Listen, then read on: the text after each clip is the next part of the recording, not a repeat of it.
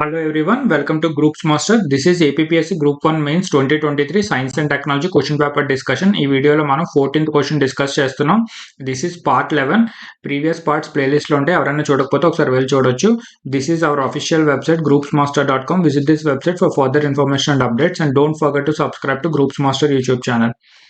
14th question ఏమడిగారంటే what are the reasons behind the India's opposition to sign the Non-Proliferation of Nuclear Weapons Treaty, that is NPT, and discuss the impact of civil nuclear agreement with the nuclear suppliers group on nuclear power generation in India.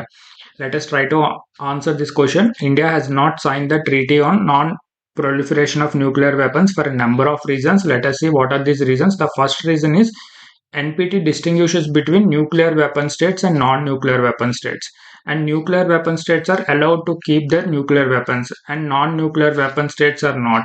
So India believes that this is discriminatory in nature and it does not promote nuclear disarmament.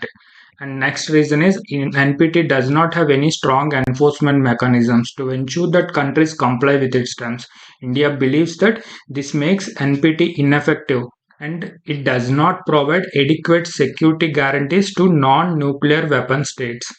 So NPT does not provide enough security guarantees to non-nuclear weapon states. That is the second reason. And another reason is India has security concerns about its neighbors, mainly from Pakistan, China, which have nuclear weapons. And India believes that NPT does not adequately address these security concerns and that does not provide India with security guarantees it needs. And another reason is India has a nuclear weapons program that has developed independently, and India did not depend on other countries to develop its nuclear weapons program. So India believes that its nuclear weapons program is essential for its security and that NPT would limit its ability to develop and maintain its nuclear weapons program. And these are the reasons why India did not sign the NPT. You can conclude this with this statement. Despite not being a signatory to the India has maintained a largely responsible record in terms of nuclear security, non-proliferation, and export controls. India adheres to a no first use policy, emphasizing its commitment to use nuclear weapons only in response to a nuclear attack. Let's try to understand the second part of the question. What are the impacts of the agreement of civil nuclear agreement?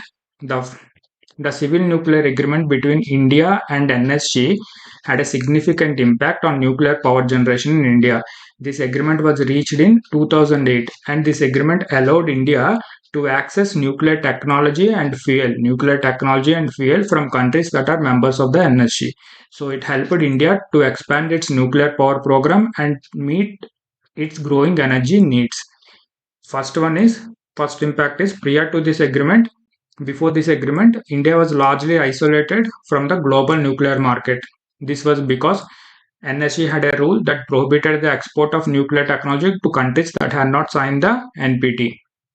As India is not a signatory to the NPT, India was unable to access nuclear technology from countries that were members of the NSC.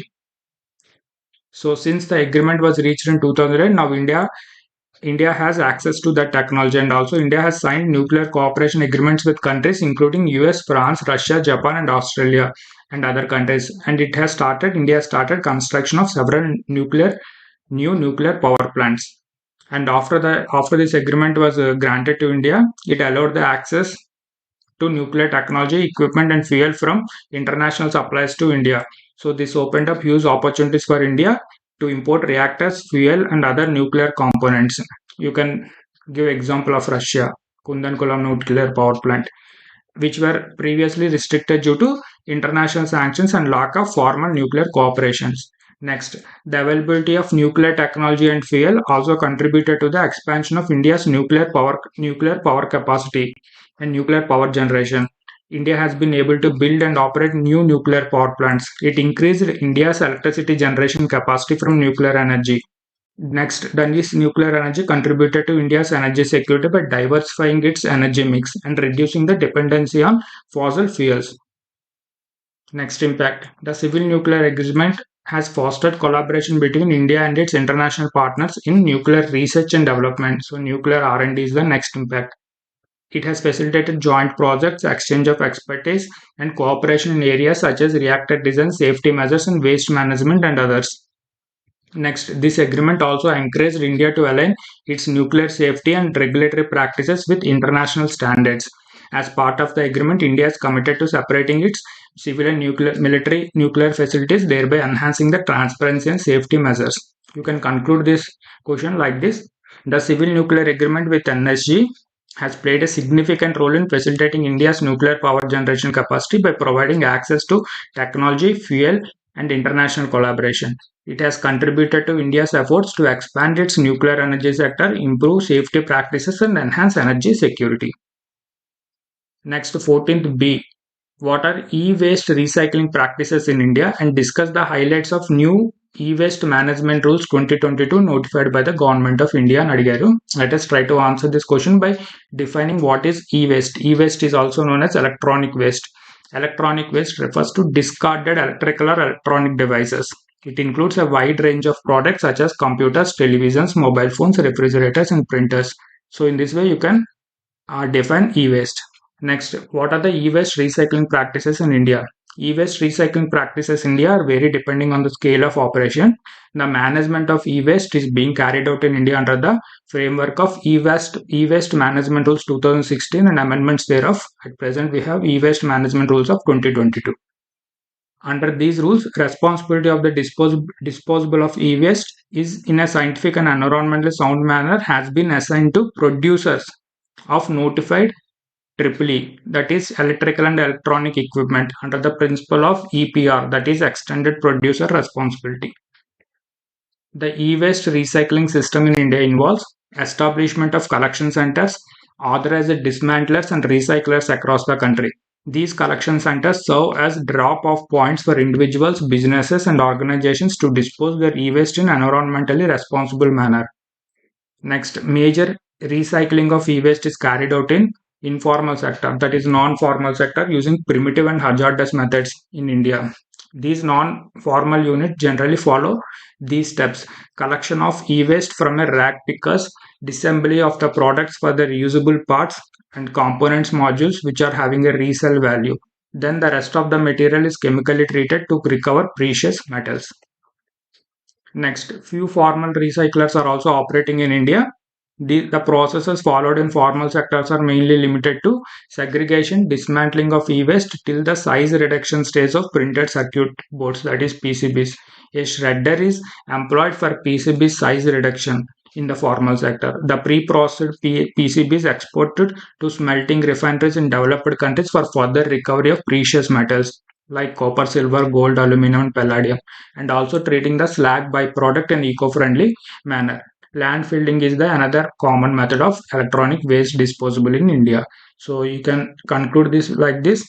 Efforts are continuously made to enhance e-waste recycling practices in India, promote sustainable methods, and create a circular economy for electronic products. The goal is to minimize the environmental impact of e-waste while maximizing the resource recovery and reducing the need for raw materials extraction. Next, e-waste management rules 2022. Ministry of Environment, Forest and Climate Change has notified these rules on 2nd November 2022. These rules replaced the 2016 rules and came into effect on 1st April 2023. Let us see what are the highlights of these e-waste management rules 2022. These rules are applicable to every manufacturer, producer, refurbisher, dismantler, and recycler. All the manufacturer, producer, and refurbisher, recycler are required to register on portal developed by the CPCB, that is Central Pollution Control Board, and no entity shall carry out any business without registration and also not deal with any unregistered entity. Next, authorization has now been replaced by registration through online portal, and only manufacturer, producer, refurbisher, and recycler are required to register. Next, Schedule 1 was now expanded, and now we have 106 EEE, that is electrical and electronic equipment, has been included under the EPR regime. Next, producers of notified EEE have been given annual e-waste recycling targets based on the generation from the previously sold EEE or based on the sales of EEE, as the case may be. Next, management of solar PV modules, panels, and cells are added in these new rules of 2022. Next, the quantity recycled will be computed on the basis of end product, so to avoid any false claim. Next, the provision for generation and transaction of EPR certificate has been introduced in these new rules. And the provisions for environment compensation and verification and audit has been introduced in these new rules. Next, provision of constitution of steering committee to oversee the overall implementation of these rules. There is a provision for constitution of steering committee. So these are the new e-waste management rules 2022. We are concluding this video here. Thank you for watching this video. If you really like this video, please do subscribe to Groups Master YouTube channel. Like this video and share this video with your friends.